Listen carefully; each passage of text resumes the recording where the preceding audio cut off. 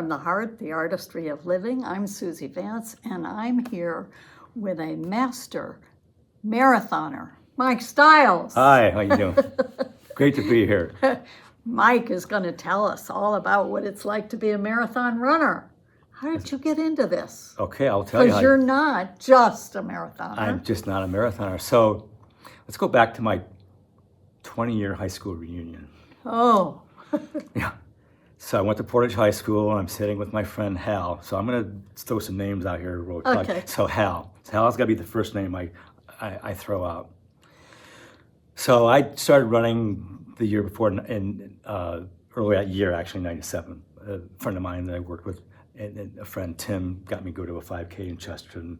Did my first 5K. And it was in Chesterton. It was in January, so it was really cold. Ooh. So I finished. I'm one of the last people to finish. I think I was like, there was 115 people that ran. I was 110th. How are we going to do this anyway? So I remember at mile 2, second mile, I just stopped and walked to catch my breath. So, and I don't have running shoes. I have like what was back then called trainers. So I played tennis in them, might walk around.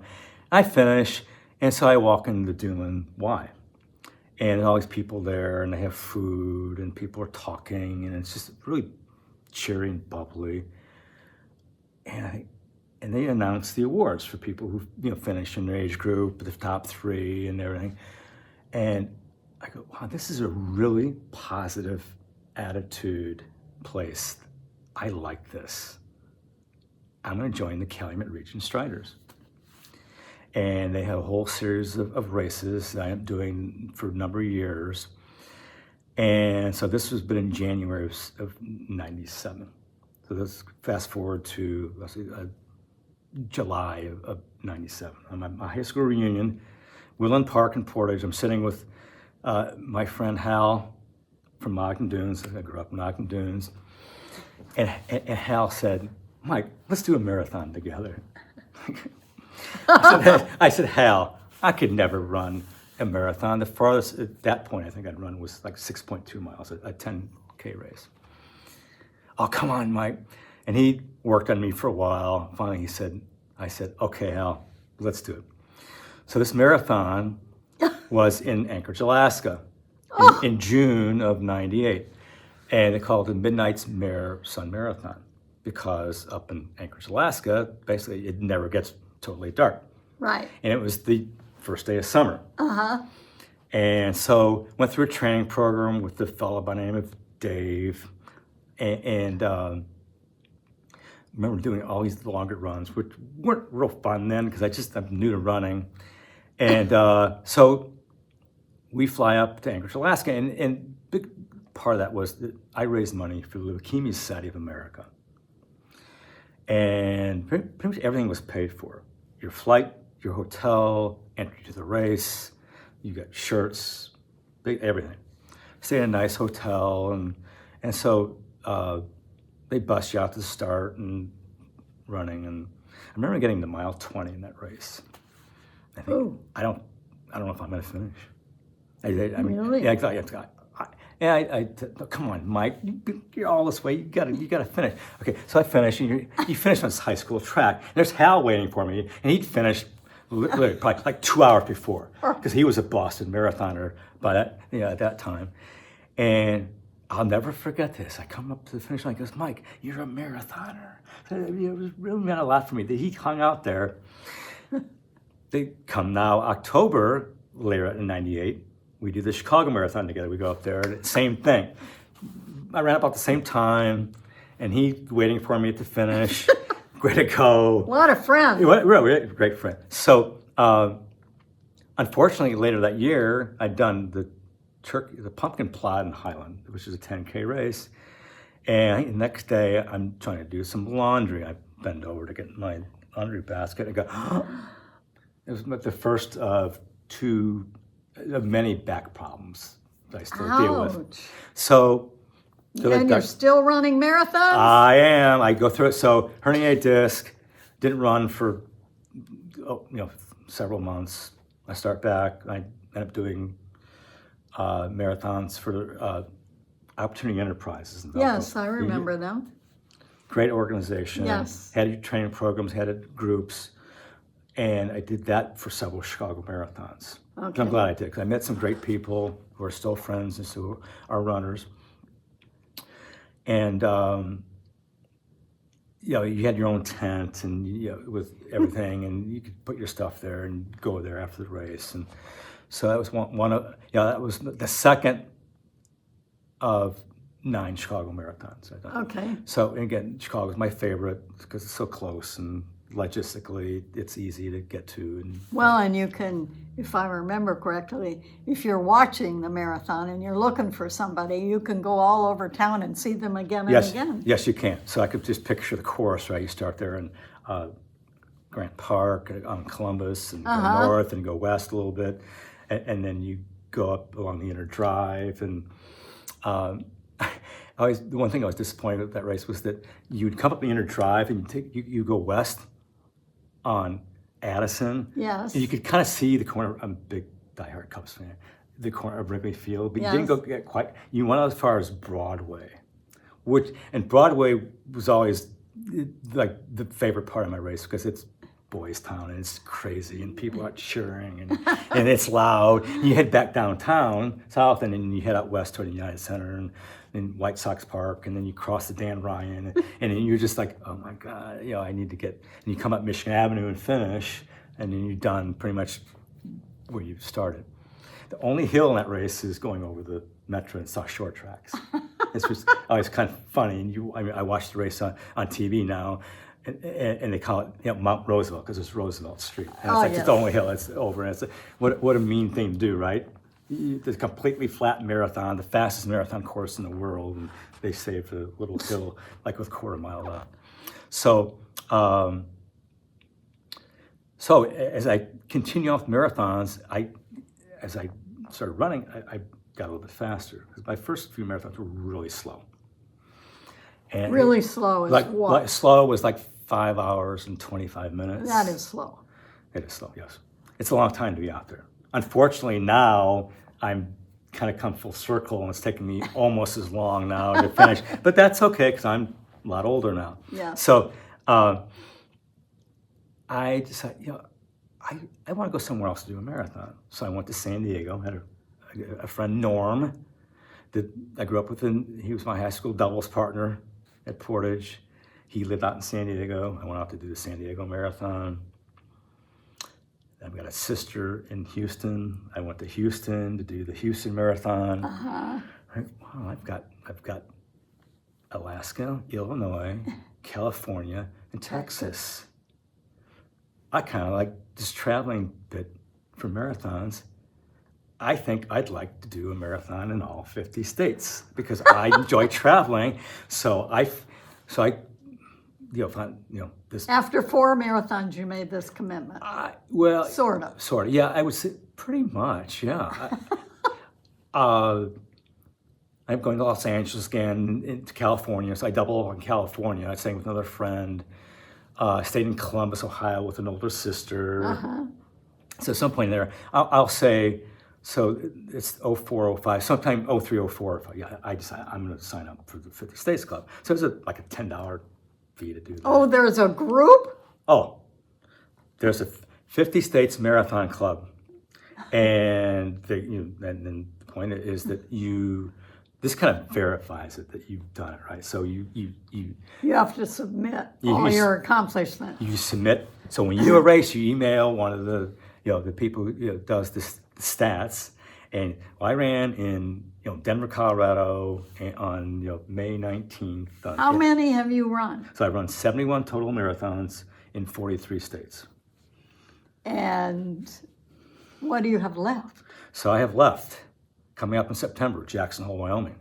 Then I'm going to Albuquerque, New Mexico, which I'm really super excited about because I've been to Jackson Hole. So it's a beautiful area, but I've been there. I've never been to Albuquerque, and I do have to admit that I'm a big Breaking Bad, Better Call Saul fan. I've watched both of them twice. So I think before I even get on my Uber car, I'm gonna tell my Uber driver, go straight to the Breaking Bad house. I've never stepped foot in New Mexico. So I'm excited about Albuquerque, and I'm doing Honolulu, Hawaii in December. Okay. So I'll have 4 left next year. And what are those? So those are Salt Lake City, Utah, Coeur d'Alene, Idaho, Oh, Newport, Rhode Island, and I'm saving Huntington, West Virginia for last. why saving that one for last? Well, it just kind of worked out because I was going to do Hawaii last, and then Okay. this tour group came up to go to Hawaii, so I called an audible, and so my middle sister is a runner, and she would really like to be there for my last marathon. And she was disappointed when I told her last week that I was going to Hawaii. I wanted to go to Hawaii. We all wanted to be there for you. I go, Sarah, I said, listen, I said, my last marathon is going to be a lot closer to you than Hawaii is. I'm going to go to West Virginia. It's like 2.5 hours. She lives in Cincinnati. Got a sister in Columbus, 2.5 hours. It's gonna be a lot Everybody closer. will be there. Yeah, and I've got a sister in Houston who might fly up. That's fine, and it's just easier that way. It is. So there was actually a mother and daughter that finished there last year Finished where? in West Virginia. It's the Marshall University Marathon. Yeah. And they pay tribute to the Marshall University football team that were all killed in a plane crash. So you actually finish in the stadium. They hand you a football as you go in. So Sweet. it is. That's a nice touch. So I'm going to do that, and obviously looking forward to it. And I'm getting close enough to where I can see that. Right. So that's July 21st today. So yesterday we had the anniversary of the moon landing, and 21st, which I still remember, and that's getting pretty close. I can kind of see it ahead, and so I just want to stay healthy. When is the last one going to happen? First weekend in November next year. So I'm about 16 months away. Okay. 16 months away, and I'm just at this point. I had another herniated disc back in 14 that was really bad that I didn't run for 3 months. Ouch. Okay, so runners, long Does there distance. people tell you not to run anymore?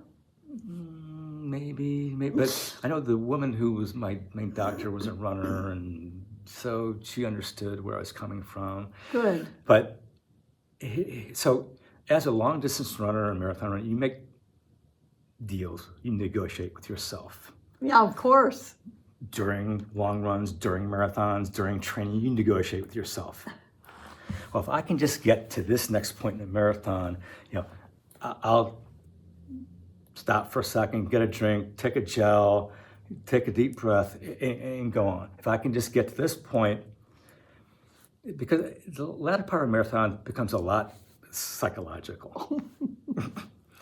So what I do is when I get to about mile 16, so I've got a little bit past that. I got less than double digits left, less than 10 miles. Get to about 8 miles left, 18. Well, this run is from my house to the neighborhood book box in Portage and back. I can do that. I can do that. And I picture how many times have you done that, Mike? You can do that, and keep on going down with yourself. So going back to my second herniated disc, I had said, okay, I was going to run Boston next year. So the deal I made with myself was, Mike, if you're healthy enough to run in Boston, that will be your last marathon in 2015. Of course, I Change your mind. changed my mind. That was now 11 years ago. So how many marathons have I done since then? Not a lot. Yeah, I mean, and so yeah, I occasionally have had back issues since then. I do want to thank all my support staff, meaning like my doctors, my massage therapist, Laura at Third Wind, at East Wind in Chesterton, any of the nurse practitioners I've gone to, chiropractors, Dr. Diemko in Chesterton. I call them my support staff because without them, it would be harder. And then all my friends, Joe, Ron, Tom, Steve. and just having shared runs with them, and you need that. And then first, going back to Tim was the fellow that got me to come out to my first 5K, so he's the first one I go back to. So what do you think that this all has meant to you in your life? I say it tells me that I can do anything I want to do. And you put your mind to it, you put your heart to it, you dig deep, you are able to go through all the ups and downs of training, of a marathon itself, so you can get through it, talking yourself through it, and not quitting. So you can't quit. So I'd go back to my classroom when I was still teaching full time. I even do this now as I'm substitute teaching. I take my medal in there. I talk about the marathon. I would talk about Doing the impossible. doing what I was doing, and I love traveling. So I've combined my passion for traveling and running, doing the two combining them together. And when I do travel for my marathons, it's more than just a marathon. I seek out historical sites, important sites. Like when I was in Boston, I did the Freedom Trail. Went to Paul Revere's house, which is part of the Freedom Trail. I went to Cambridge and saw where my father lived when he was at law school there. And so I went to Philadelphia, all the history there, Independence Hall, Ben Franklin Museum. I can go on and on. So there's always something that I have planned to do. I'm a planner, I'm a big time planner. And so that's part of the fun I have out of it, is when I get in front of my phone or my laptop, where am I gonna go? What hotel am I gonna stay in? It's gotta be within a mile. What Italian restaurants are close by? So I make all my reservations for my meals. Your pasta. My pasta, months in advance, whenever I can. And I know where I'm gonna eat before, I run, after I run, where I'm gonna go. And I have it down, like almost hour by hour. And so I look forward to it. I love planning like that. So what are you going to do after you have run your last Boy, Tony, so this is a secret. I'm not said anything, but I'm going to go out here and say it. So hopefully I get through 7 more marathons, and that'll be 78 marathons. Now, I've been asked if I'd ever want to do a marathon overseas, so in a different country, which would be something new. I'd consider it. Some of the marathons overseas now, like in London and Berlin, are hard to get into because some people are trying to do it. I consider doing that. Also, what I'd like to do going back to school, and I haven't said anything to anybody about this yet, but I'm going to put it out here now. Okay. What I'd like to do is, so the sidewalk that goes around Brownwood Elementary is exactly a 1/4 mile. So I will do that sometimes. I'll walk that or run that after I get done teaching, or even before. Because I did a program I would do at school sometimes, miles with Mr. Stiles. And then I helped out the gym teacher for a number of years. We'd run before school and we'd run around the building. The kids would run with me. And so I thought what I'd like to do is do something where people could pledge a certain amount of money, how many laps I could do around school, to help buy supplies for kids and the teachers. And so I'm not sending to anybody at school yet about that, but since you asked, I would like to make that come at last. And my thought would be that I would do enough laps, 104 laps would it be to get 26.2 miles. So I'd be running all day, right? So I'd start at 8 o'clock and I'd run and run. And I'd probably distract the kids in the classroom. There goes Mr. Stiles again. But I'd like to do that. And so I will put that out there to somebody at school sometime in the next year or so. That's a great idea. Yeah. So and again, making a difference. And I think you should start speaking about your adventures and your commitment to yourself. It is a commitment to yourself, and I also think I like to think that people see what I do. Other runners, that I've inspired people to keep going. Maybe I've inspired some kids. Or even inspired them to do something else. Something else, right? Not running. Not running. Yeah.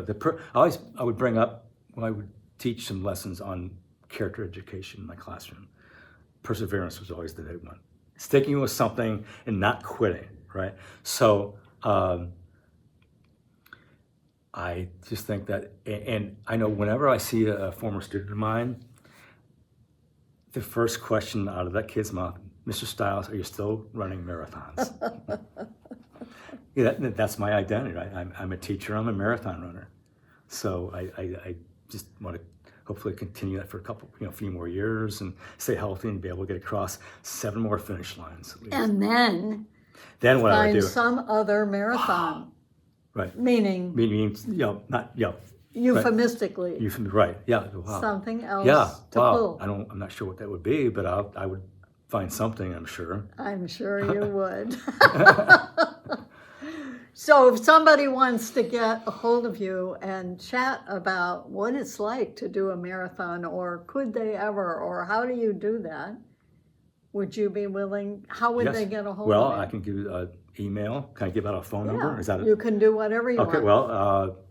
Well, my phone number is, you can text me or call me, 219-928-8680. My email address is Mike Stiles, that's Stiles, 2000 @msn.com. So what does the 2000 significance? Oh, that's when I got the email address. Oh. that's it. Yeah, that's it. That's when I got the email. So it's been 25 years since I've had the same address. But when I think about it, I think I got my first cell phone then. This is just a funny aside. I've had the same phone number, and I put a message on there. Hi, this is Mike. I can't get your call. Call me back. I'll give you a call back. Leave me your number. I still have the same greeting. I'm 25 years younger on greeting. I've never changed it. I love it. That's fabulous. Yeah. Well, thank you so much for sharing all this. This is just amazing. You're welcome. Glad to be here. And yes, we wish you the best. thank you. Appreciate Let it. us know how it all turns out. I'll do that. Thank you. Okay. Thanks. Great. We'll see you next time.